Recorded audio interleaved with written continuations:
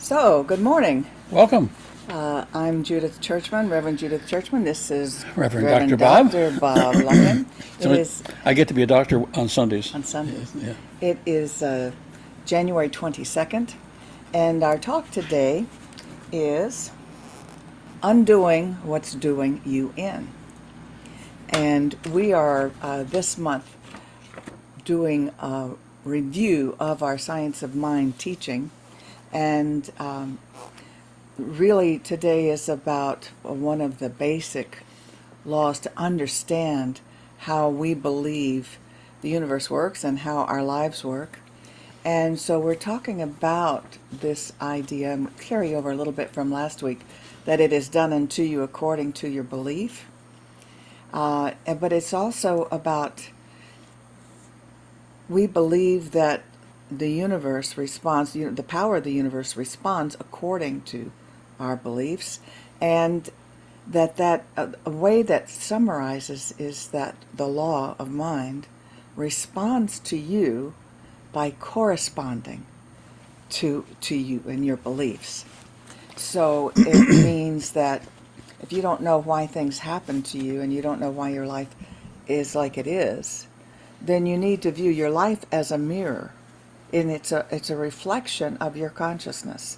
And your consciousness is the sum total of everything you believe, think, expect, all of that. It's who you are with your beliefs. So it becomes incumbent upon us lifelong to constantly be examining what we believe.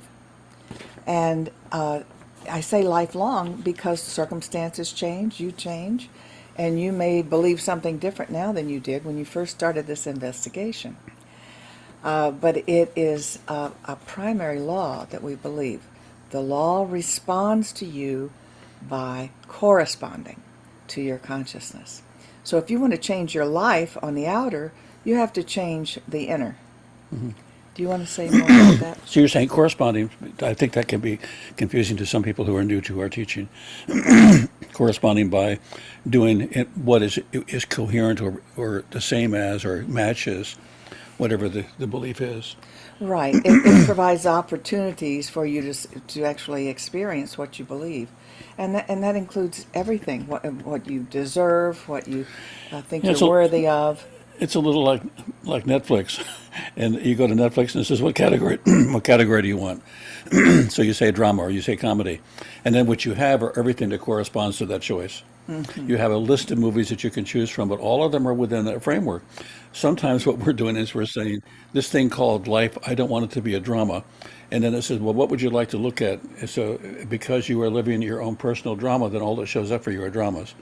And if a comedy were to show up, you would pass it. You'd say, oh, not so much. I'm not in the mood I'm for not that. into drama. I'm trying to work mine out, right? But the universe corresponds by helping you work it out by giving you lots of choices that are quite dramatic, unfortunately.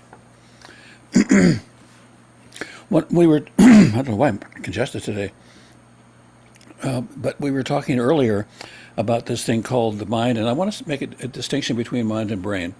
And when I say that, we think of mind as consciousness that is bigger than our brain, bigger than our head, bigger than our thoughts. And the reason I want to make that distinction is the brain has been helping us survive for millenniums. And the reason how it's been doing that is it organizes information, categorizes information, and tries to make it available to you based on, unfortunately, not a principle of love, joy, or caring. It's worked on the basis of survival. What's it going to take for you to survive? What are the dangers out there? So the brain is constantly looking at, is it a dangerous place? And if it is a dangerous place, what do we know about danger? Without realizing that, and that was essential when we were being chased by dinosaurs and enemy tribes and things like that. Now we live in a peaceful world where everybody loves each other. No, okay, not so much. Okay, so we're still in survival mode. But so the brain is constantly trying to figure out, is it safe, isn't it safe? We have to be careful that we don't allow ourselves to get sucked into that I'm doing this in order to avoid having a problem rather than I'm doing this because I choose to. Many of us, without meaning to, are living a worry avoidant life. I'm trying to avoid worry. I'm trying to avoid negative conditions. So the emphasis isn't on creativity, it's on avoidance. And so as long as you're trying to avoid the life that you're living because you're afraid of it, you're living in fear. And what we're talking about today is you're being able to build a house And I would say consciousness is your home. You're building a house, and that house is the house you're going to be living in for the rest of your life. And what is it built on? What is the foundation of that house? The foundation of that house is built on beliefs. And the beliefs we have, some of them are what I call hand-me-down beliefs, beliefs that we got from our parents or from other people or from our culture or from society in general. And some of them are beliefs that are they came out of assumptions we made about the way the world works that we put together, and after a while it became a belief. And the way, for me, the way facts become facts is if I believe them more than 3 weeks, they're facts, even though they started out as opinions. Because we're trying to sort that out and try to figure out what's going on. The problem is that if your house is built on a foundation of fear and worry and lack and pain and suffering, then it's going to be pretty hard to have everything that's above that not be consistent with the foundation. And what I think happens too, because basically we don't like to be upset, we don't like to have problems, so we pretend we don't have them. And when I say we pretend we don't, we go down the basement and look at our foundation and we say, that brick is a belief that I don't think was mine, but it's been disturbing me for a really long time. I'm not happy with that belief, so this is what I'm going to do. I'm going to get some basement paint and I'm going to paint over it. And I'm going to just make it go away. I'm not going to change it because change is difficult and change might mean looking at other things. I'm just going to paint over it. A lot of us have painted over the blocks that are in our way of our lives, and those blocks continue to corrode and erode the quality of our life. Then, if it gets really bad in our house, and this has happened to you, I'm sure, you know somebody that's happened to, you look down in the basement, there's a lot of things going on in that basement that you think, I need to pay close attention, I need to change. And you're thinking, but that's going to be a lot of work, so guess what, I'm not going to go to the basement anymore. I'll simply stay out of the basement. You'll hear people say, I don't meditate. Meditation is the devil's work. And partly what they're saying is as soon as you close your eyes and start looking inward, you're going to see things that are going to be in some cases disturbing, in some cases joyful, and certainly many of which need lots of attention. So what we do is we don't go in the basement anymore, and if it still looks really bad, we put on a new roof. Now, that sounds crazy, but we look for an outside cover to make things work with an inside problem. When the foundation is weak, the foundation isn't right, isn't what it needs to be, it's out of balance, we then look outside and say, what's wrong out there? What's wrong out there? Rather than, what's going on in here that I need to change? In the Bible, there's I won't quote it properly, but I think it says, in my Father's house there are many mansions. And there are places within your consciousness that are like houses that you could live in. You could live in the house of fear, the house of gratitude, you could live in the house of love and consideration. When you choose that house to live in, you also choose how you're going to furnish it. You're going to choose who you're going to have in it. And without meaning to, some of us are living in homes by default. We're living in a house of fear by default. We're living in the world of CNN, SBC, whatever it is, and Fox, and CBS, and they're busy. They're fighting their own war to tell us that war is constant. And they're fighting a war against each other about the war that they're saying is outside as well. So if you turn on the news, what you're going to hear is there's lots of war everywhere. You need to be afraid, but stay tuned in. We're going to tell you more things that you need to be afraid of. That's right. So what we have is often a fear-laden house. If your house's foundation is built on fear, it's hard to see that that's true. In fact, it just seems practical and reasonable, to be afraid. But when we can take a step back and say, what I need to do is examine the beliefs that are interfering with the quality of joy that I would like to experience, and ask myself something that Byron Katie asked, which is it true? Is it really true? Is the thing that's bothering me really what I think it is, or is it really something different? Really, really, really clear. So we're living in, each of us has our own house. Now, the other thing that Judith mentioned earlier, too, which is really important. But the third question is, how would I feel? How do I feel when I believe that thought? Right. And therefore, how do I feel if I didn't believe that thought? So, what would you like? What she's saying is that we live with what we believe, but we often are believing things that aren't even so. We've just come to that conclusion. And we come to that conclusion because we get a lot of those beliefs when we're children. And when we're children, we are weak and dependent and depend on others to feed us, to house us, to clothe us. Survival is an issue. Yes, and we find out when we go to school, kids can be cruel and mean. And so we're not even sure we're safe out there. Some teachers can be cruel and mean. And so you go, I'm not sure that I'm at all safe. You know, I definitely knew my mother and my home was my safe place, but I wasn't so sure about that outside, just from going to elementary school. I remember running And home from school very, very fast in order not to get beat up, and I realized it yeah, wasn't safe. Yeah. exactly. And So we can yeah, make those conclusions very young. And if you had a parental house that wasn't safe, if you didn't have parents who were taking care of you, but were taking care of themselves, and sometimes wanted you to take care of them, you can conclude that you're really on your own, and you don't even question. You just say, "Well, of course I believe that. That's what I experienced." right. But you know what you experienced is not necessarily the truth with a capital T. It's just what you experienced. Well, you bring up a very good point, and that is, and I don't think we're always as interested in truth as we are No. interested in comfort. We're interested in feeling good at any, often And safe. at any cost, and safe. And So safe. we tell stories to ourselves. We tell stories to other people. They tell stories to us about what's wrong and what's safe and not. But the truth is that safety thing is a decision that you get to make. We lived some time ago in St. Petersburg, and we were warned by several of the people who lived in St. Petersburg for a long time, don't go over the it's the Skyway Bridge to No, Tampa. Skyway goes to Sarasota. Okay, The bridge to Tampa. The bridge to Tampa, yeah. Don't go to Tampa. Why? The people there, they're not safe. A lot of things going on there. There's been murders there. Oh, wow, I had no idea. So I go to Tampa for a workshop. And I'm in Tampa, and they say, so where do you live? I said, St. Pete. You live in St. Pete? Oh, my God, I would never even go there. It's a waiting room for God, you know. God's waiting room. God's waiting room, yeah. And it's, really? Oh, yeah. And the people there, oh, my God, you will not enjoy them. So I'm thinking, and for all of my life, wherever we've lived, there's been the good neighborhood and the bad neighborhood.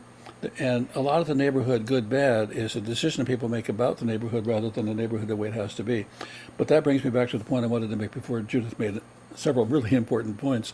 And that is, no matter what kind of a house you build, and no matter how well you build it, you're going to have to be prepared to make changes because your neighborhood's going to change. And when they don't realize the neighborhood has changed, we want to change the neighborhood to make it match the house that we built. Sometimes what we have to do is remodel. And we're really talking about remodeling, asking ourselves, what in my belief system is essential? What do I need to do? Do I really need that fence or don't I need a fence? If I have a decent gate, will it work? And how am I going to decide to do that? Those are all decisions you get to make. But what I see, and we were joking about this morning, you wake up in the morning thinking, when I was growing up, we had decent music. We had music you could listen to, music that had meaning. Like, what was the one I was thinking? Yeah.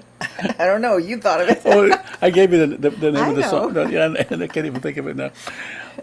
We had meaningful songs, and where'd you get those peepers? Yeah. Yes, Jeepers. Jeepers Creepers, where'd you get those How'd you get peepers? that? Deep song, a lot of meaning, a lot of wealth. Nothing like that crap they're playing today, which sounds kind of similar actually if you think about it. But Some that I remember are open the door, Richard. yeah. Open the door Yeah. and let me in. So we have a whole song about opening the door because apparently that person can't open the door on their own. They're impaired. There's challenges here. They're afraid. But I mean, So what's our point? but my point is, it's so easy to believe that the things that you grew up with or the beliefs that you had don't need to be reviewed or considered or looked at. It's easy to make a judgment. We live in an area that's pretty closed off from the community, and a lot of the folks like that because they don't want to change. And they feel safe. They feel safe. They feel safe because they're living in the times that they used to live in, and nobody's bothering to interfere with that. We need to be willing to interfere with that a little bit in our own life and say, how current am I in my beliefs, and how current am I in do I need to remodel my house? Do I need to open up a couple more rooms and let more people in and get some information I didn't have already? And for a lot of our audience, what do I believe about aging? Yeah. What do I believe? We know what society thinks about it, but what do I choose to believe? I don't. I can choose to believe that I can continue to be smart, a good conversationalist, able to work. I don't have to curl up in a rocking chair because the years are adding up. We really need to take a look at that, and because we tend to believe what we get everywhere, even from humor.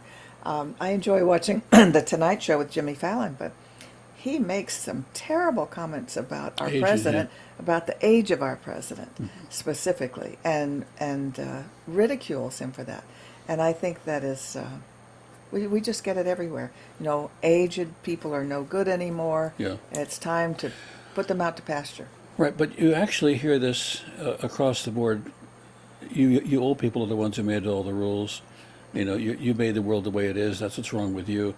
There's so much willingness to live in division, and to live in that division is actually an attempt to become safe with your own people, to insulate yourself with your own beliefs. It's against them. Right, and this I think the single worst thing that's happened that I've seen with the internet and all of the media is that it's allowed people to gather other people that believe the same as they believe, and not listen to anyone else that believes anything any different. So that means they don't have to consider making any changes, and that gets more and more powerful as time goes on.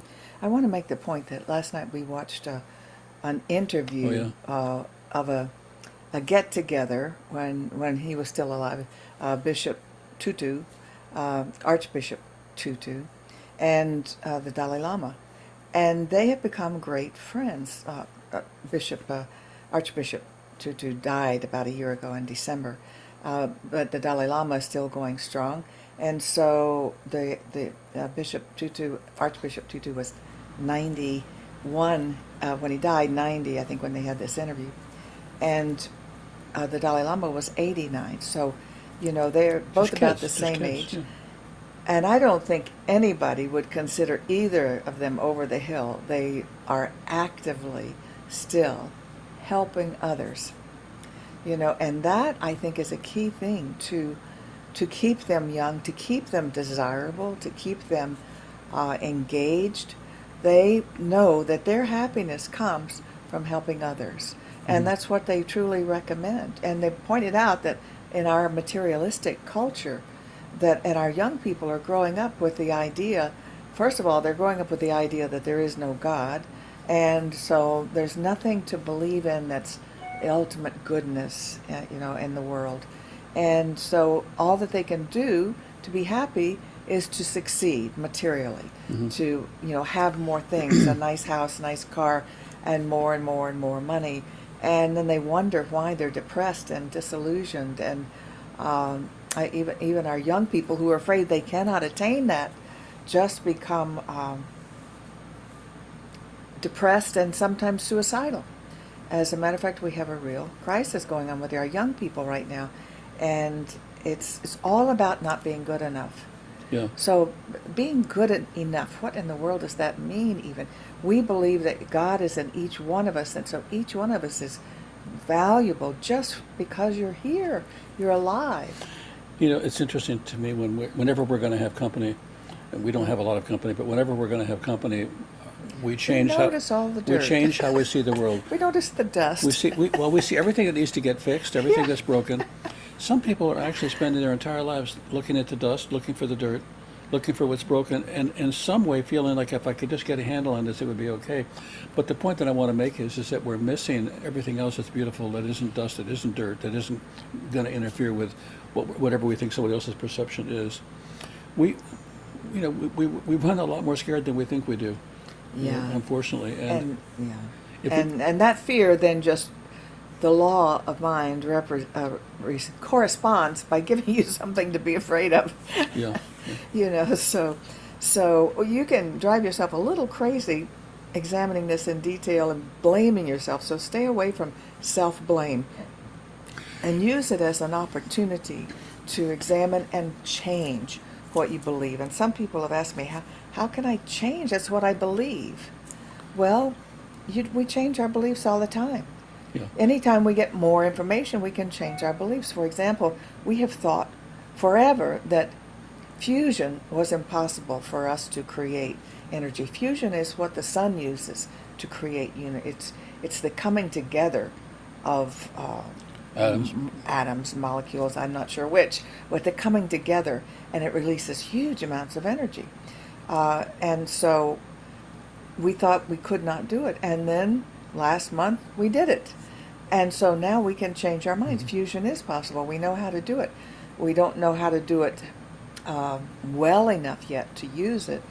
In other words, we've still got problems to overcome to create enough of it, but it could solve all of our energy problems. So I want to go back to something else that you said, and that is the how we can change our beliefs. And it's an old movie. Most of you are not old enough to remember this. Rock Hudson and the Magnificent Obsession. And but one of the things that Rock Hudson plays a character who is responsible for having a boating accident in which he caused the person who was boating in another boat to go blind. So he beats himself up. He feels terrible about what he did, and he can't get over it. He can't stop drinking. He can't stop whatever he's doing because of the pain he feels because of what he did. And he finally goes to, I think it's a Deborah Carr. spiritual teacher of some sort. Oh, And the spiritual teacher says, stop trying to take care of you. Since you can't do that, take care of other people. Care about other people. So the magnificent obsession is he becomes a doctor. He cares for all kinds of people, which changes his life. By the end of the movie, of course, because it's an American movie and has to have a happy ending, Rock Hudson gets to meet the person who he's injured, and she is grateful for her blindness. She's grateful for the life she's lived. She's grateful for all the things that happened to her, whether he caused them or she caused them. That was what her life was to include. And so you realize at the end of the movie that beating ourselves up for past sins doesn't necessarily mean that they were sins to the other people the way they were for us, or that there's any benefit in holding on to them. Release, let go, and say, what do I believe now? What can I do now? How can I improve the quality of my neighborhood that I live in, which is my house? indeed. Again, back to what we believe about whether we're good enough. That's a big one. Enough for what? But nevertheless, I know where I got some of that for me, and part of it was my religion. You know, all of our Christian religions have kind of shifted their focus and no longer focus on sin and hell. As much, But yeah. as much. They believe it, but they don't preach it as much. And when I think of what I grew up with, which is that we are all sinners, and in fact we'll be very fortunate if we manage to make it to heaven, because if we had any sin on our soul before we got to confess it and be forgiven by the priest, we would go to hell. We would go to hell. When I was a young teenager, if I ate meat on a Friday, and Friday night is when we like to go around in our cars to the drive-ins and have hamburgers and see who was out there. No, we had fish burgers because Didn't want to go to hell. we didn't want to go to hell. And what a terrible, terrible belief to instill in children, because that's when they're most vulnerable to those beliefs. And so how else can you get the idea that you're not good enough if you can hardly keep from going to hell? Even the most subtle things, the way we're told that there's a highway to hell and a stairway to heaven. Okay, let's see. That's good. That's good, Bob. Apparently, And not a lot of people are on that staircase. unfortunately, I wasn't made to go to confession when I was 7 years old, which is when most do. But I was in another country, and so I started at about 13 doing that. And gosh, there were so many sins.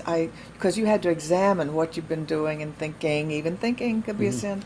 And there were sins of commission, things you've done. Sins of omission, things you didn't do That you could have that you done. should have done, like help your mother with the housework Yeah. more. Or there were even occasions of sin.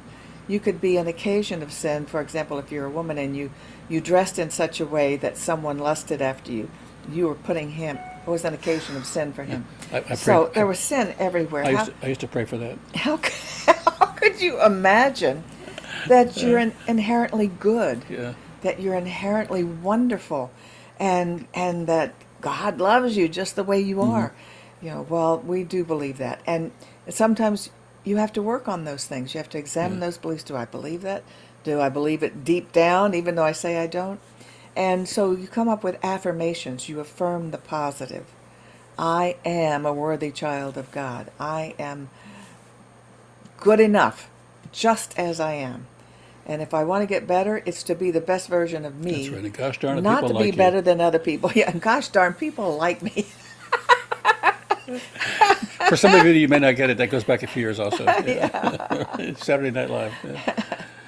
Okay, So I so think we're running out of we've time. run out of time for recording. We're gonna. Well, I think let's end with a treatment, Yes. and then we're going to play a piece of music that I think summarizes. Let me frame that first. The music that we're going to play, and you can look it up on YouTube, is really typifies what it feels like when you're really, really talented but don't believe you can do it.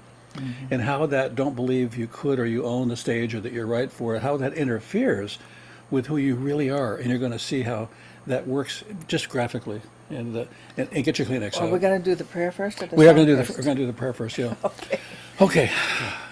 We had a lot to cover today, so dear God, I hope we covered it. Knowing that we are together in consciousness in ways far greater than we ever suspected, that each of us shares the breath of life, the breath of love, and the breath of joy and happiness, and has the opportunity to breathe in as much of that in as we would like to, and breathe out as much as we need to let go of, so that we can create more, have more, be more, share more, express more, and live our full lives as it was designed for us to do, to live completely. We know that we choose our beliefs. We can change our beliefs. We can know the truth of our magnificence and live a magnificent life, which has nothing to do with material objects, material possessions, but has everything to do with the peace and love in our hearts. We give thanks for this thing called life that we release, and together we say, And so it and is. so it is. We're going to stop the recording.